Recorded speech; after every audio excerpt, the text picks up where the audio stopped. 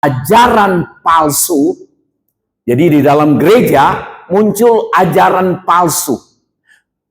Firman Tuhan katakan, bahkan dari antara kamu sendiri, di kalangan gereja, dan memang sudah terbukti, dari gereja awal sampai hari ini, tetap muncul di kalangan gereja ajaran-ajaran menyimpang, tapi ternyata disukai banyak orang. Ini yang berbahaya. Nah, dari antara kamu sendiri akan muncul beberapa orang yang dengan ajaran palsu, mereka berusaha menarik murid-murid dari jalan yang benar dan supaya mengikut mereka. Selalu itu terjadi. Jadi diajarkan dan memang menarik. Ajaran yang menyimpang keluar dari firman Tuhan itu menarik. Peristiwa Taman Eden terus terulang sampai hari ini. Tuhan sudah bilang, jangan makan. Semua buah yang ada di taman ini boleh kamu makan, tetapi jangan kamu makan buah pohon yang satu pohon yang ada, salah satu pohon yang ada di Taman Eden ini. Jangan makan buah pohon pengetahuan baik dan jahat. Alkitab bilang begitu. Jangan kamu makan. Pada hari kamu makan, kamu mati. Itu firman, itu pesan Tuhan. Jelas. Adam tahu, Adam beritahukan kepada Hawa, sudah pasti. Karena Hawa jawab ular. Begitu Hawa sudah mulai nikmati semua, ketika saudara dan saya sudah mulai nikmati kelimpahan yang dari Tuhan, seringkali ketidakpuasan muncul. Tidak puas. Dari anggota gereja sampai pendeta, begitu. Ada ketidakpuasan. Mau nikmati yang lebih spesifik, yang lebih keren, yang lebih dari biasanya. Ingin. Muncullah ajaran, muncullah nasihat palsu, tapi menarik. Bukankah Allah berfirman, ini firman baru, ini ajaran baru muncul. Bukankah Allah berfirman bahwa semua buah pohon di taman ini tidak boleh kamu makan? Oh, jawab. Hawa jawab dengan cara yang benar. Tidak. Tuhan berfirman semua buah pohon di taman ini kami boleh makan, kecuali yang satu ini. Ketika kami makan, kami mati. Datanglah ajaran baru. Kamu tidak mati. Tapi Allah tahu. Kalau kamu makan buah ini, kamu mati.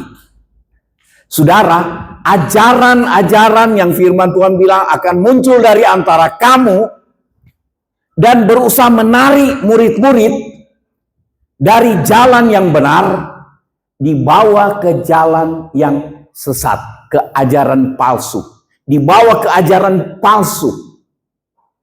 Dan memang menarik, selalu sepanjang sejarah gereja ajaran palsu selalu menarik dan sering diikuti oleh banyak orang. Saudara masih ingat beberapa belas atau berapa puluh tahun lalu, sekitar tahun 70-an, berapa ratus orang mati bunuh diri di Amerika karena ikuti ajaran palsu.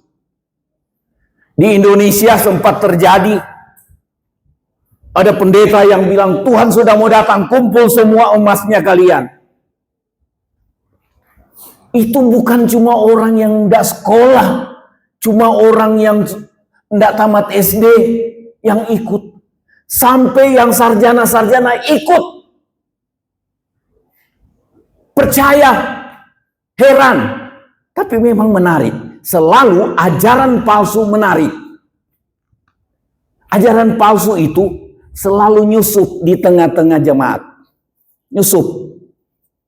Dan berusaha untuk menarik murid-murid dari jalan benar dibawa ke mereka katanya, menjadi pengikut mereka. Hati-hati, pertarungan kita sampai kita mati tetap ada dalam pertarungan. Itu sebabnya Tuhan mau kita jaga diri, awasi diri dan awasi ajaran. Ajaran yang kita terima, saya khotbah, saudara periksa, lihat baik-baik. Lihat baik-baik. Jangan langsung percaya. Lihat firman, cocok enggak? Gitu. Supaya ketika ada yang manis-manis datang, jangan langsung tangkap itu. Jangan langsung menjilat yang manis. Kadang-kadang khotbah yang benar itu agak pahit. Nggak enak.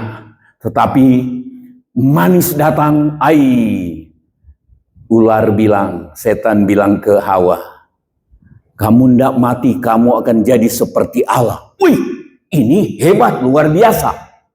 Ini ajaran baru. Ini baru ajaran. Terjebak.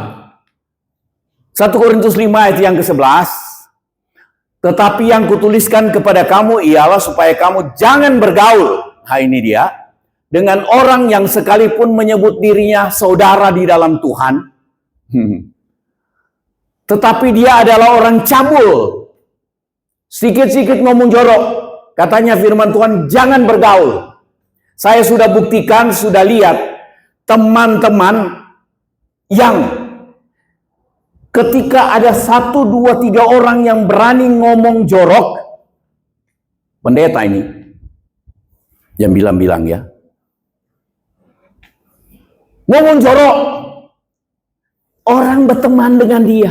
Saya lihat mereka sama-sama minum kopi di tempat minum kopi yang terkenal, saya tidak boleh sebut mereknya.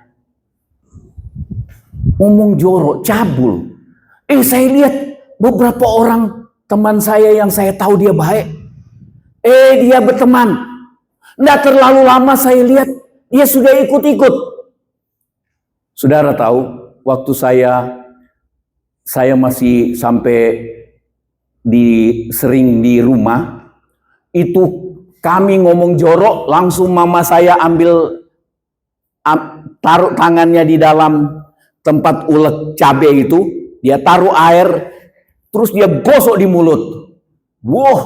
Kalau keterlaluan dia gosok di mata. Tapi dimarah sama nenek saya.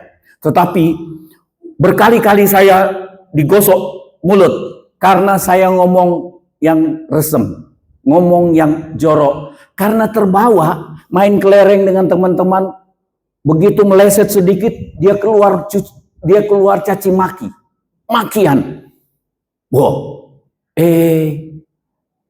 Jadi saya takut. Saya diajar tiap hari takut ngomong jorok. Nah, sekolahlah saya di sekolah perikanan.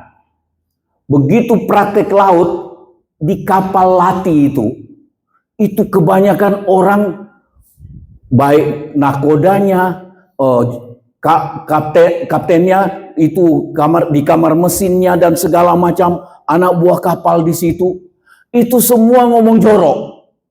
Waduh, lama-lama saya terbiasa. Pas pulang rumah, kan sudah besar ini, sudah mau selesai SMA, kayak Halsya, saya ngomong begitu kayak enggak rasa berdosa. Papa saya lihat, dia bilang, kamu sudah berubah ya? Kamu sudah berubah. Itu yang kamu belajar di sekolah perikanan. Saya kaget. Saya masih ingat saya ngomong apa tadi. Ngomong jorok. Jadi jangan bergaul. Kalau saudara lihat orang cabul, orang kikir, ngedit, cerai, jangan bergaul. Firman Tuhan bilang, bukan saya yang bilang. Gampang nular. Cerai itu gampang nular. Saudara mau berkorban? Dia bilang, gak usah. Gak usah. Padahal Tuhan mau kita diberkati. Tapi karena berteman dengan cerai, enggak jadi kita. Dan akhirnya memang tujuan setan supaya kita enggak jadi diberkati. Enggak jadi. Jadi cerai. Saudara tahu 1 Korintus 6 ayat yang ke-9 dan 10 kalau tidak salah, saya tidak catat di sini. Katanya salah satu daftar orang yang hendak masuk kerajaan Allah itu orang kikir. Jadi saya tidak khotbah ini supaya saudara tambah persembahan saudara. Bukan. Penyembah berhala, pemfitnah. Kalau ada saudara lihat, gampang sekali dia ngomongin orang. Belum tahu itu benar atau salah, gampang dia cerita. Oh pasti begini-begini. Oh pasti si Anu ini ijazahnya palsu. Disebar ijazahnya palsu. Anaknya juga ijazahnya palsu. Nggak ada bukti. Nggak ada bukti. Gampang sekali.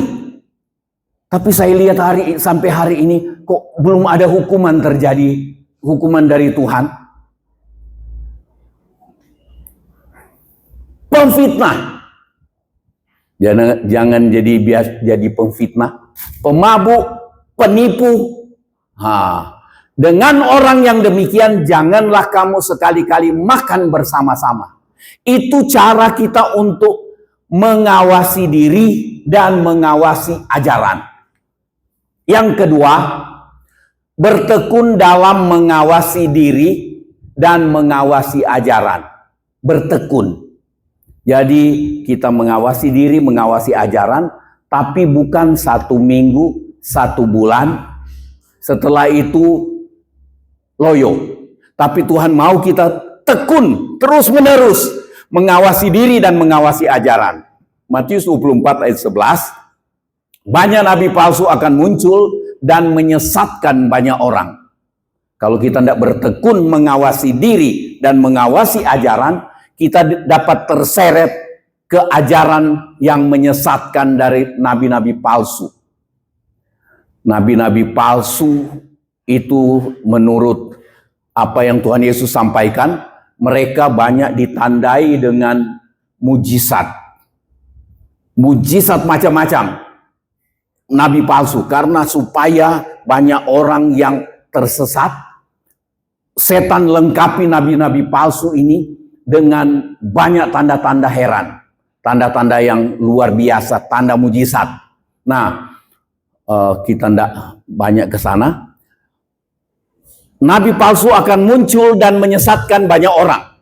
Itu sebabnya kita harus bertekun mengawasi diri dan mengawasi ajaran. Ayat 12, dan karena makin bertambahnya kedurhakaan, maka kasih kebanyakan orang akan menjadi dingin.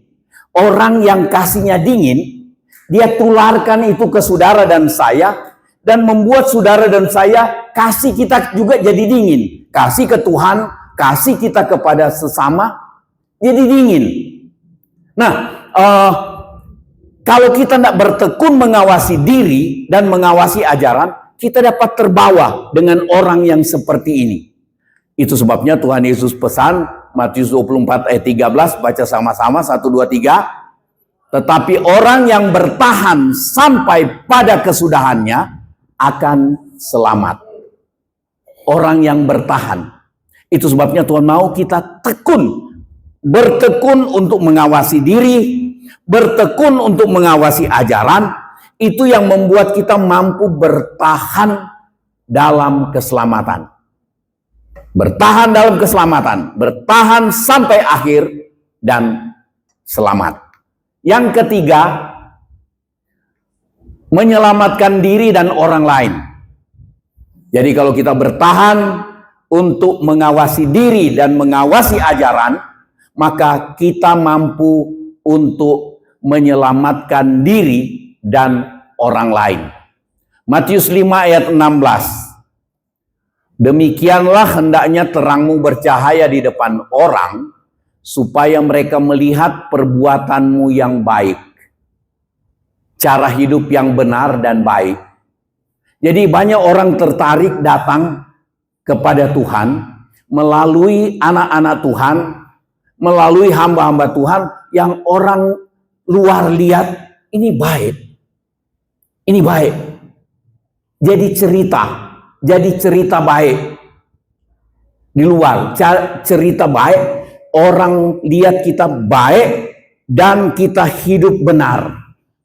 Nah, kalau kita bertekun di dalamnya, itu maka kita menyelamatkan diri, kita mempertahankan keselamatan diri dan keselamatan orang lain juga. Tuhan Yesus rancang kita ini jadi terang dunia yang bercahaya. Demikian hendaknya terangmu bercahaya di depan orang.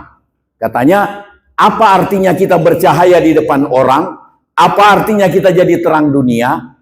Berarti kita ini orang lihat perbuatan kita yang baik, orang lihat hidup kita benar, cara kita berdagang benar, cara kita berbicara benar.